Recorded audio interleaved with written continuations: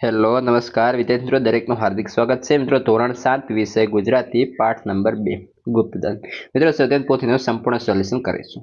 અન્ય વિષયના અને અન્ય ચેપ્ટર્સ પણ આપણે ચેનલ પર ઉપલબ્ધ છે, તો એ પણ તમે જોઈ લેશો. ચાલો શરૂ કરીએ. તો ચાલો શરૂ કરીએ, જેની અંદર પ્રશ્ન 1 છે.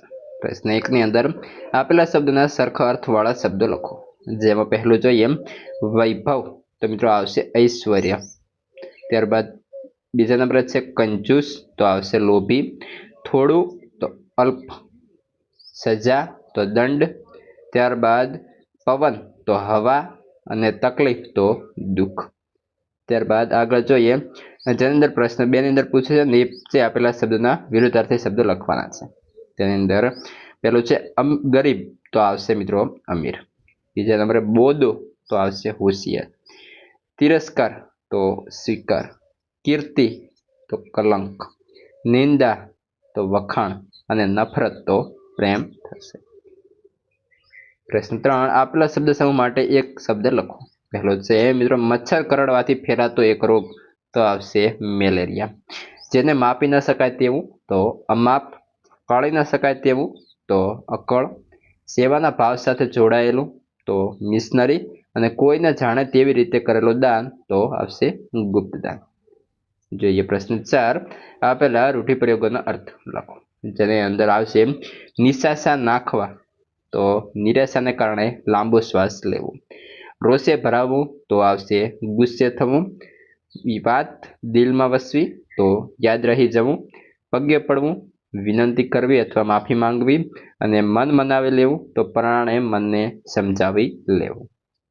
મિત્રો વિડીયો સારા લાગે છે તો લાઈક, કોમેન્ટ અને શેર પણ કરતા રહેશો.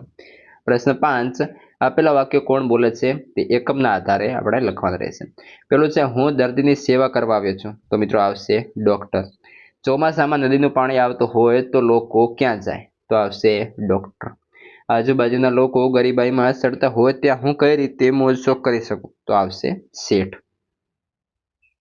ત્યારબાદ આગળ પ્રશ્ન 6 આપેલા વાક્યો ખરા છે કે ખોટા તે આપણે જણાવવાના રહેશે. પહેલું છે ભીખા શેઠે ડોક્ટરને રહેવા માટે વ્યવસ્થા કરી, તો સાચું. દવાખાના માટે કમ્પાઉન્ડરની વ્યવસ્થા છે, ખોટું. ભીખા શેઠનો પરિવાર મોટો હતો, ખોટું. ભીખા શેઠ ખૂબ વૈભવી જીવન જીવતા હતા, ખોટું. અને ડોક્ટરને ગામડું ગમતું ન હતું, તો ખોટું. જોઈએ આગળ પ્રશ્ન 7 આપેલા પ્રશ્નોના જવાબ લખવાના છે. પહેલો છે જેની અંદર સ્ટેશનથી ગામ દૂર હોય તો સી મુસીબત પડે. ઉત્તર મિત્રો અહીં ઉત્તર આપેલો છે. જે અંદર કહ્યું છે બસ, મોટરસાયકલ કે ગાડું જેવા કોઈ વાહન મળે નહીં. મુસાફર સમય અને ખર્ચ વધે, અને આપાતકાળે સહાય મેળવવી મુશ્કેલ બને. પ્રશ્ન 2 છે ગામમાં ટપાલ અઠવાડિયામાં 3 જ દિવસ કેમ આવતી હતી, તો ગામ સ્ટેશનથી 16 કિમી દૂર હતું, અને નદી નાળા રસ્તો છે, અને નદી નાળાની અંદર નદીવાળા રસ્તા છે. સ્ટેશનથી ગામમાં આવવા ન મળે મોટર કે ગાડું માટે, તે કરીને આપણે જશે 3 દિવસ જ આવતી હતી. પ્રશ્ન 3 છે ગંગાપુર ગામમાં ડોક્ટરને કઈ કઈ મુશ્કેલીઓનો અનુભવ થયો. ડોક્ટરને વાહન વ્યવહારની સાથે ટપાલ અને છાપું ન મળવાની મુશ્કેલીઓનો અનુભવ થયો.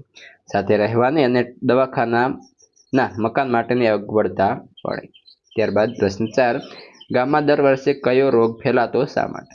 ગામમાં દર વર્ષે મેલેરિયાનો રોગ ફેલાતો હતો, કારણ કે નદી નાળામાં પાણી ભરાઈ રહેતું અને એમાંથી મચ્છર થતા.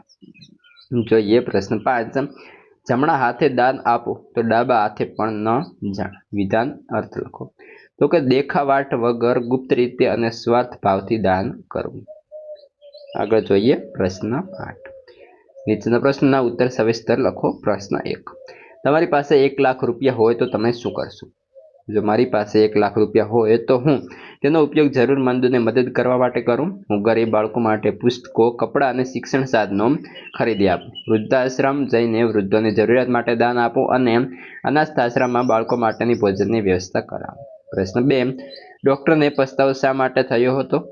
ઉત્તર કારણ કે ડોક્ટર શેઠને કંજૂસ સમજતા હતા. એકવાર ગામમાં મેલેરિયાનો રોગ ફેલાતા ડોક્ટરે કાળો ઉઘરાવવા ગામના લોકોને ભેગા કર્યા. અહીં આવશે મિત્રો ફાળો ઉઘરાવવા માટે. અહીં કાળો નહીં પરંતુ ફાળો તમે લખી લેશો. ફાળો ઉઘરાવવા માટે કરીને ગામ લોકોને ભેગા કર્યા. બધા જ ગામ લોકોની સાથે શેઠ પણ કઈ દાન કર્યા વગર જતા રહે. પરંતુ થોડા સમય પછી શેઠે ડૉક્ટરને એકાંતમાં દાન આપવા માટે આવ્યા અને એ જોઈને ડૉક્ટરને પસ્તાવાનો પાર ન રહ્યો. પ્રશ્ન 3, તમે જોયેલી કે અનુભવેલી માનવ સેવાઓ વિશે લખો. તો એક વખત હું હોસ્પિટલમાં ગયો ત્યારે એક દાદા રોજ સવારે આવે અને દર્દીઓ માટે ચા, પાણી અને નાસ્તાનું વિતરણ કરે. દાદા નિસ્વાર્થ ભાવથી લોકોની સેવા કરતા જોયા. મેં જોયું કે ઘણા ગરીબ દર્દીઓ જેઓ ઘરેથી કંઈ લાવ્યા નહોતા, તેઓને ખૂબ ઉપયોગી થયું. પ્રશ્ન 4, ભીખા શેઠ દુનિયા ખારાના બેલી શા માટે કહેતા હતા?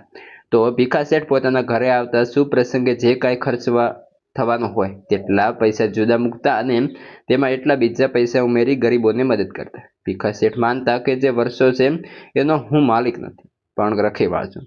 મારી કમાણી મને વાપરવાનો હક છે અને માટે જ આ કમાણી હું ગરીબોને મદદ કરવા માટે વાપરું છું. આથી કહી શકાય કે ભીખા શેઠ દુખિયારાના બેલી હતા. પ્રશ્ન 5, તમારા વિસ્તારના કોઈ એક દાતા વિશે લખો. તો કે જમનાદાસ પટેલ સુરતના પ્રસિદ્ધ હીરા ઉદ્યોગપતિ જે ડાયમંડ્સના સ્થાપક તરીકે જાણીતા છે. તેઓ માત્ર ઉદ્યોગ સાહસિક જ નહીં પણ સાચા જે છે મિત્રો દાનવીર હતા. અહીં મિત્રો દાનવીર હતા. તેમણે સુરતના અનેક શૈક્ષણિક અને આરોગ્ય ક્ષેત્રે નોંધપાત્ર દાન કર્યું છે. ખાસ કરીને ડાયમંડ હોસ્પિટલમાં શાળાઓ અને વિદ્યાપીઠોના વિકાસ માટે અને ગરીબ વિદ્યાર્થીઓને શિક્ષણ માટે સ્કોલરશિપ પણ આપી હતી.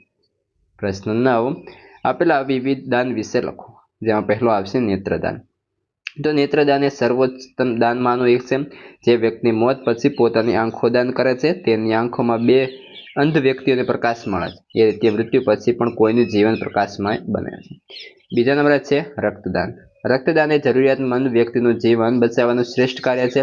જો કોઈ દર્દીને સર્જરી, અકસ્માત કે બીમારી વખતે રક્ત જોઈએ ત્યારે રક્તદાનની બહુ મૂલ્યવાન બને છે. 3, શ્રમદાન. શ્રમદાન એટલે પોતાના શારીરિક પરિશ્રમ દ્વારા સેવા કરવી, જેમ કે સફાઈ દરમિયાન વૃક્ષારોપણ, ગામમાં વિકાસ કામમાં સહભાગી થવું વગેરે. આ પ્રકારનું દાન જાતની સેવા અને દેશની પ્રગતિ તરફ એક ડગલું છે. પ્રશ્ન 4, દેહદાન. દેહદાન એ માનવ સેવા માટે મૃત્યુ પછી પોતાનું શરીર વૈજ્ઞાનિક અભ્યાસ કે મેડિકલ સ્ટડ્સ માટે શીખવાના હેતુ માટે આપવું. આ દાનથી ભવિષ્યમાં ડૉક્ટરોનું શિક્ષણ ધંધો સારો બને છે અને કેટલાક અંગો અવયવ દાન રૂપે પણ ઉપયોગી બને છે. પ્રશ્ન 5, અન્નદાન. અન્નદાનને શ્રેષ્ઠ દાન આપવામાં આવે છે. ભૂખ્યા વ્યક્તિને અન્નદાન આપવું એ માત્ર પેટ નહીં પણ આત્માને સંતોષ આપવાનું કાર્ય છે. શ્રદ્ધા અને નિસ્વાર્થ ભાવથી કરેલું અન્નદાન ઘણા લોકોને જીવન આપતું હોય છે. પ્રશ્ન 10, આપેલા પાત્રો વિશે લખો. જેની અંદર પહેલું જોઈએ ભીખા શેઠ. તો કે ભીખા શેઠ બહારથી કંજૂસ લાગતા પણ હકીકતમાં ગુપ્તદાન કરતા દયાળુ અને સેવા પરાયણ વ્યક્તિ હતા. તેઓ પોતાના વૈભવનો ભોગ વટાળીને ગરીબોની મદદ કરતા, પણ પોતાની મદદથી જાહેર બારમાં ન માને તેઓ પૈસાના સાચા રખેવાળ હતા. અંતે ડૉક્ટરને તેમની સાચી મનોભાવનાનો અનુભવ થયો. પ્રશ્ન 2, ડૉક્ટર. ડૉક્ટર શરૂઆતમાં ગામ જીવનથી નિરાશ હતા. તેઓ સેવા ભાવથી દવાખાનું શરૂ કર્યું. ભીખા શેઠની કંજૂસ સમજતા હતા, પણ શેઠની ગુપ્ત સહાયથી ડૉક્ટરનો અભિગમ બદલાય છે. અંતે તેઓ શેઠના દાનને સમજી તેમનું માન કરે છે. મિત્રો આ હતું સંપૂર્ણ સોલ્યુશન. હવે આગળનું જે છે પાઠનું સોલ્યુશન તમને આગળના વિડીયોની અંદર મળી જશે.